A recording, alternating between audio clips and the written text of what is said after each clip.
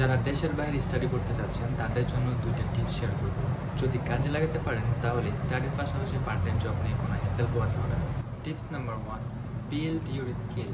You must have to gain skill to get part time job.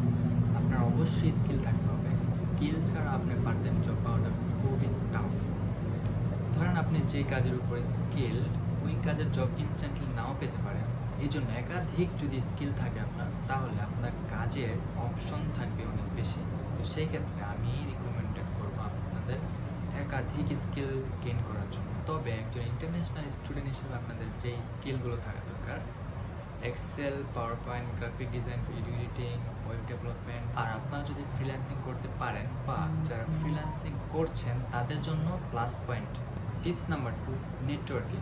একজন international student হিসেবে নেটওয়ার্কিংটা হচ্ছে অনেক গুরুত্বপূর্ণ। আপনি যে দেশে যান না কেন, আপনাকে অবশ্যই নেটওয়ার্কিং করতে হবে। আপনার নেটওয়ার্ক যত বড় হবে, আপনার কাজ হওয়ার পসিবিলিটি তত বৃদ্ধি পাবে। পার্ট টাইম জবের বিভিন্ন গ্রুপ থাকে, ওইসব গ্রুপে অ্যাড হয়ে নেবেন, তাহলে ওইখান থেকে আপনি জব পেতে পারেন।